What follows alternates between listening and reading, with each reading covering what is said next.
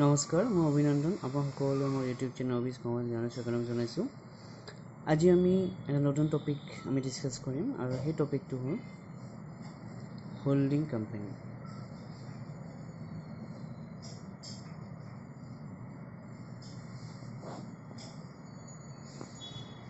আমি কাৰণ holding company বুলি ক'ম যেতিয়া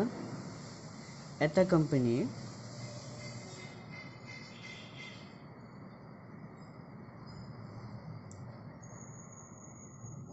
A লিমিটেড এটা কোম্পানী আৰু B লিমিটেড এটা কোম্পানী, যদি এটা কোম্পানী আন এটা কোম্পানীৰ যদি ইকুইটি শ্বেয়াৰ্ছ একুৱায়াৰ কৰে more than 50%, তাক আমি কি বুলি কওঁ? সেই কোম্পানীক আমি কি বুলি কম? Holding company. আৰু যোনটো কোম্পানী ইকুইটি শ্বেয়াৰক একুৱায়াৰ কৰিছে সেই কোম্পানীক আমি কম ছাবছিডিয়াৰী কোম্পানী।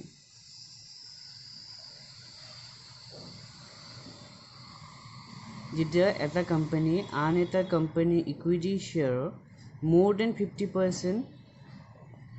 শ্বেয়াৰ একুৱায়াৰ কৰে তেতিয়াহ'লে সেই কোম্পানীটোক আমি কি বুলি ক'ম? Holding company. আৰু যাক যোনটো কোম্পানীৰ ইকুইটি শ্বেয়াৰ হোল্ড কৰি ৰাখিছে, একুৱায়াৰ কৰিছে, চ' সেই কোম্পানী আমি কি বুলি ক'ম? ছাবছিডিয়াৰী কোম্পানী। এতিয়া হোল্ডিং কোম্পানী দুটা টাইপছৰ থাকে, এটা হ'ল হোল্ডি আৰু এটা হ'ল পাৰ্চিয়েল।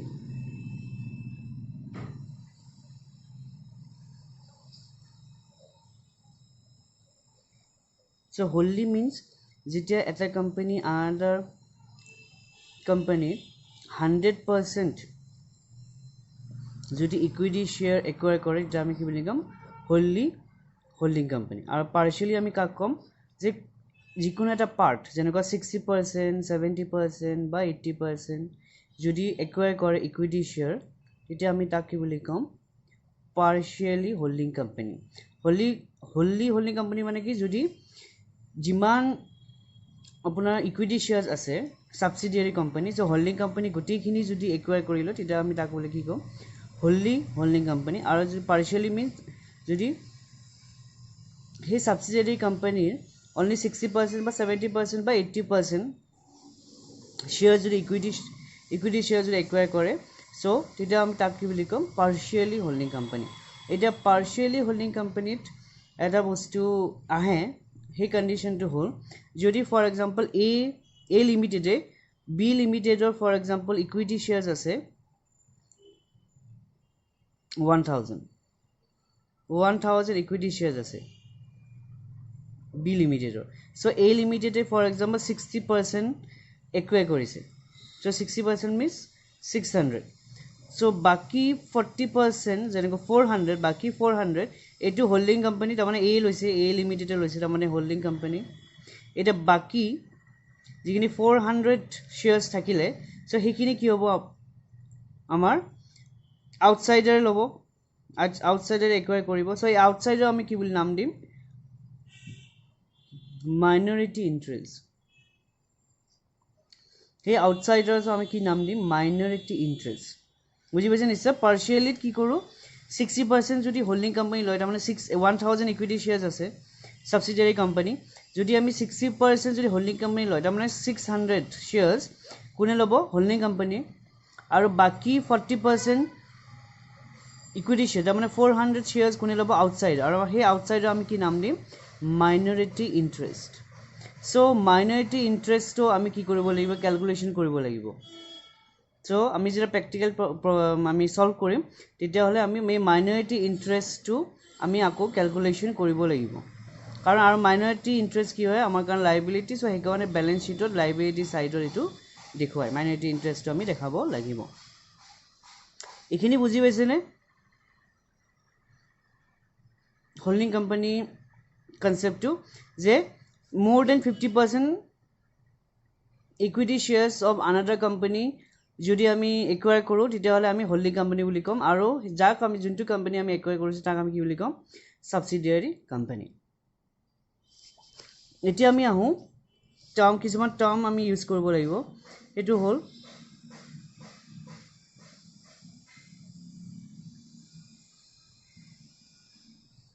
pre-acquisition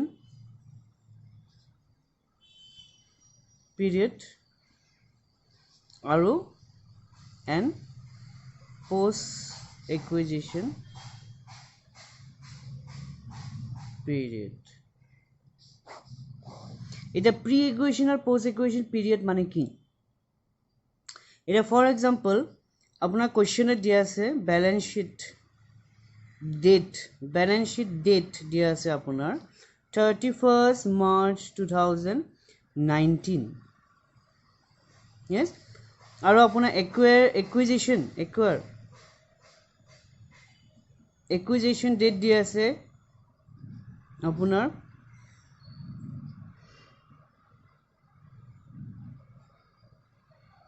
for example 1/10/2018. এতিয়া কি হ'ব চাওক বেলেন্স শ্বীট কেতিয়া বনাইছিলে 31st March 2019 আৰু একুইজিশ্যন এই এক্সাম্পলটো যেনেকুৱা A লিমিটেডে B লিমিটেড কেতিয়া একুৱায়াৰ কৰিছে 1/10 তাৰমানে 1st October 2018 তাৰমানে মিডল অফ দ্য ইয়াৰত চ' তেতিয়াহ'লে কি হ'ব চাওক আমাৰ ফাইনেন্সিয়েল কেতিয়া ষ্টাৰ্ট হয় এপ্ৰিলৰ পৰা চ' 1st April 2018 to 31st March 2019 কি হয় আমাৰ শেষ হয় চ' এতিয়া ইয়াত কি হৈছে চাওক কেতিয়া একুৱায়াৰ কৰিছে 1/10/2018 এতিয়া চাওক 1st April 2018 to 1 কেতিয়া কৰিছে অক্টোবৰৰ 1 তাৰিখে চ' 30th September 2018 কিমান হ'ব 6 months আপুনি গৈ ল'ব পাৰে April May June July August September চ' ছেপ্টেম্বৰ কি হ'ব 6 months এতিয়াৰ বাকী যেতিয়া 1/10/2018 to 31st March 2019 কিমান হ'ব আপোনাৰ 6 months চ' 6 মাহ বুজি পাইছে যদি কুৱেশ্যনত দিয়া থাকে যে বেলেন্স শ্বীটৰ কুৱেশ্যন দিয়া আপোনাৰ ডেট দিয়া আছে 31st March 2019 আৰু যদি একুইজিশ্যন ডেট দিয়া থাকে যে কেতিয়া একুৱায়াৰ কৰিছে কোম্পানীটোৱে 1st October তাৰমানে মিডল অফ দ্য ইয়াৰ তেতিয়াহ'লে আমি কি কৰিব লাগিব প্ৰি একুইজিশ্যন পিৰিয়ড আৰু পোষ্ট একুইজিশ্যন পিৰিয়ড আমি ওলাই ল'ব লাগিব কেনেকৈ ওলাম যে আমি জানো যে কেতিয়া আৰম্ভ হয় আমাৰ financial year 1st April 2018 to 31st March 2019 কি হয় শেষ হয় আমাৰ ফাইনেন্সিয়েল ইয়াৰ চ' এতিয়া আমি কেতিয়া একুইজিশ্যন কৰিছে চাব লাগিব ডেটটো অক্টোবৰ চ' 1st April to 30th September কিমান হ'ব 6 months সেইটো কি হ'ব আপোনাৰ প্ৰি একুইজিশ্যন পিৰিয়ড আৰু যেতিয়া কোনদিনাখন একুৱায়াৰ কৰিছে 1/10/2018 চ' তেতিয়াৰ পৰা সেই ডেটটোৰ পৰা একদম লাষ্ট ডেটলৈ তাৰমানে 31st March 2019 কিমান 6 months চ' সেইটোক আমি কি বুলি ক'ম পোষ্ট একুইজিশ্যন পিৰিয়ড বুজি পাইছে নিশ্চয় ভেৰি ইম্পৰ্টেণ্ট এইটো প্ৰি একুইজিশ্যন পিৰিয়ড আৰু পোষ্ট একুইজিশ্যন পিৰিয়ড যদি কুৱেশ্যন আপোনাৰ দিয়া থাকে যে মিডিল অফ দ্য ইয়াৰ আপোনাৰ একুইজিশ্যন ডেট দিছে বা একুৱায়াৰ কৰিছে তেতিয়াহ'লে আপুনি প্ৰি একুইজিশ্যন আৰু পোষ্ট একুইজিশ্যন আপুনি ওলাই ল'ব লাগিব ইয়াত যদি দিয়া থাকে 1st July তেতিয়াহ'লে সেইমতে যে 1st April to 30th June আপুনি ওলাব লাগিব তাৰপিছত জুলাইৰ পৰা মাৰ্চলৈ আপুনি সেই পিৰিয়ডটো ওলাই ল'ব লাগিব সেইটো কি হ'ব প্ৰি আৰু পোষ্ট তাৰমানে একুইজিশ্যন কৰাৰ আগৰখিনি আমি কি বুলি ক'ম প্ৰি একুইজিশ্যন আৰু একুইজিশ্যন কৰাৰ ডেটৰ পৰা আমি লাষ্টৰ যোনটো 31st March 2019 যিদিনাখন বেলেন্স শ্বীট বনাইছে চ' সেই ডেটলৈকে আমি কি বুলি ক'ম সেইটো পোষ্ট একুইজিশ্যন পিৰিয়ড আপুনি ওলাই লওক যদি প্ৰি আৰু পোষ্ট একুইজিশ্যন পিৰিয়ড দিয়া থাকে তেতিয়াহ'লে আমি আৰু এটা কাম কৰিব লাগিব আমাৰ যোনটো ছাবচিডিয়াৰী কোম্পানী যেনেকুৱা এইটো আমি এক্সাম্পল লওঁ যেনেকুৱা বি লিমিটেড ছাবচিডিয়াৰী কোম্পানী যদি এই ছাবচিডিয়াৰী কোম্পানীত যদি আপোনাৰ প্ৰফিট বা ছাৰপ্লাছ যদি দিয়া থাকে আপোনাৰ বেলেন্স শ্বীটত ফৰ এক্সাম্পল ছাৰপ্লাছ দিয়া আছে 4,000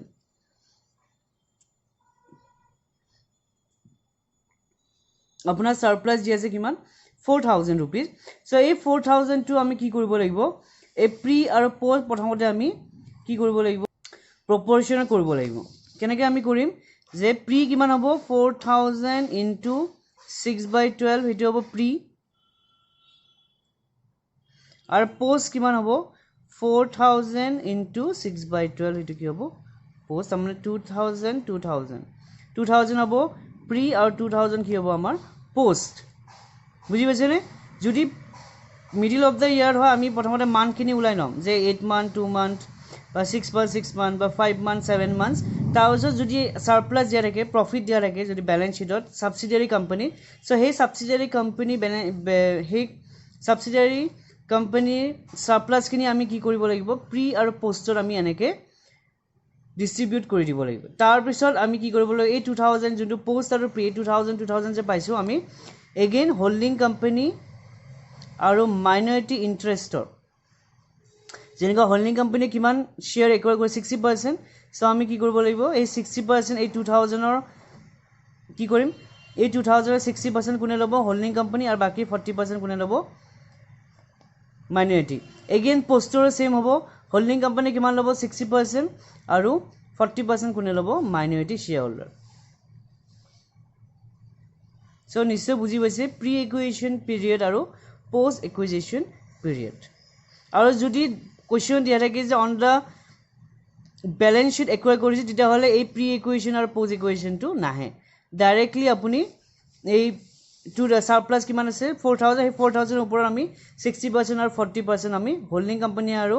মাইনৰিটি ইন্টাৰেষ্টৰ মাজত আমি কি কৰিম ডিস্ট্ৰিবিউট কৰি দিম কিন্তু যদি কোৱেশ্চনত এই middle of the year acquisition date থাকে তেতিয়া হলে আমি প্ৰথমতে প্ৰি একুইজিশন আৰু পোষ্ট একুইজিশন পিৰিয়ড ওলাই লম তাৰপিছত আমি সাৰপ্লাসৰ যিমান থাকে প্ৰফিট দিয়া থাকে সাবসিডিয়াৰী কোম্পানী এগেইন আমি প্ৰি আৰু পোষ্ট আমি ভগাই লম তাৰপিছত আমি কি কৰিম হোল্ডিং আৰু মাইনৰিটি শ্বেয়াৰ হোল্ডাৰক আমি ডিস্ট্ৰিবিউট কৰি দিম প্ৰি আৰু পোষ্ট একুইজিশনৰ পিৰিয়ডৰ মতে নেক্সট আমি আহো pre acquisition profit and post acquisition profit এটা সব কি আমি ইডিয়া আমি সাম প্ৰি একুইজিশন আৰু এটা টাৰ্ম আহি গল প্ৰি একুইজিশন প্ৰফিট আৰু পোষ্ট একুইজিশন প্ৰফিট আগতে আছে পিৰিয়ড এটা হ'ব প্ৰফিট এতিয়া প্ৰি একুইজিশন প্ৰফিট মিন্স কেতিয়া একুয়াৰ কৰিছিলে 1 অক্টোবৰ 2018 ত সো তেতিয়ালৈকে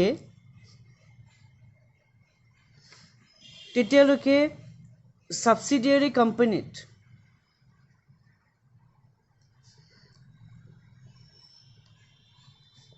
যিখিনি প্ৰফিট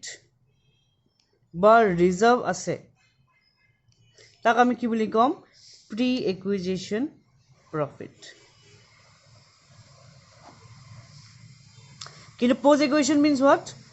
ইয়াৰ পৰা 1/10/2018 to 31st March 2019 ৰ ভিতৰত যিখিনি প্ৰফিট হোল্ডিং কোম্পানীয়ে আৰ্ন কৰিছে তাক আমি কি বুলি কম পোষ্ট একুইজিশন প্ৰফিট বুঝি পাইছে নিশ্চয় pre acquisition profit means what acquisition কৰাৰ আগলৈকে যিখিনি সাবসিডিয়াৰী কোম্পানীত প্ৰফিট আছে সো সেইখিনি কি হ'ব আপোনাৰ হোল্ডিং কোম্পানীৰ প্ৰি একুইজিশন প্ৰফিট কিন্তু একুইজিশন কৰাৰ পিছত যিখিনি প্ৰফিট হোল্ডিং কোম্পানী আৰ্ন কৰিছে সো তাক আমি কি বুলি কম পোষ্ট একুইজিশন প্ৰফিট আৰু প্ৰি একুইজিশন প্ৰফিট আমি এডজাস্ট কৰিম ইনভেষ্টমেন্টৰ লগত আমি যেটা প্ৰ্যাকটিক্যাল প্ৰবলেম কৰিম যিখিনি প্ৰি একুইজিশন প্ৰফিট আছে আমি ইনভেষ্টৰ লগত আমি ইনভেষ্টমেন্টৰ লগত আমি প্লাস কৰিম আৰু পোষ্ট একুইজিশন খিনি আমি কোট ৰেয়া কৰিম প্লাস কৰি আমি বেলেন্স শ্বীটত কৰিম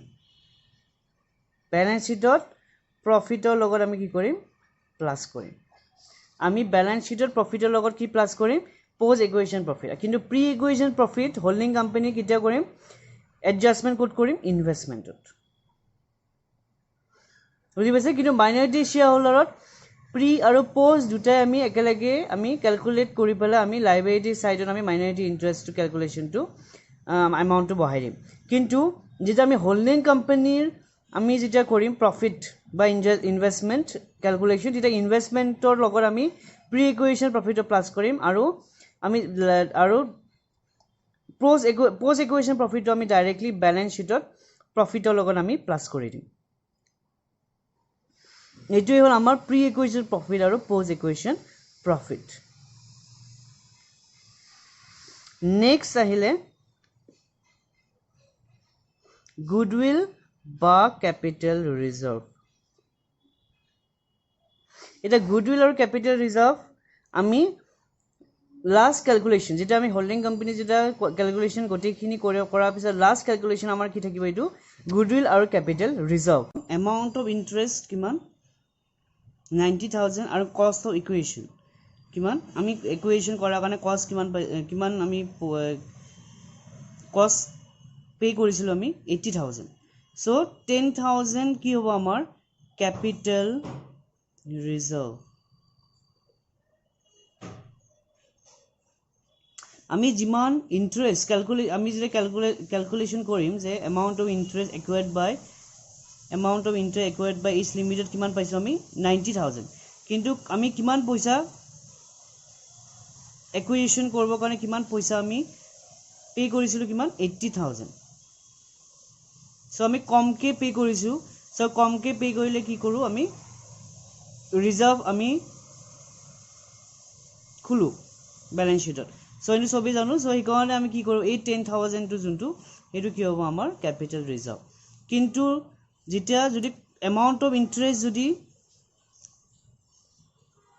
আমাৰ 80000 হয় আৰু কষ্ট অফ ইকুৱেশ্যন আমি 90000 তাৰ মানে আমি যেটা ক্যালকুলেশন কৰিম যে amount of interest acquired by each limited কিমান 80000 কিন্তু আমি তাৰ কাৰণে কিমান কষ্ট পে কৰিছো 90000 সো আমি বেছিকে পে কৰিছো সো বেছিকে পে কৰিলে আমি কি কৰো তাক কি বুলি কম গুডউইল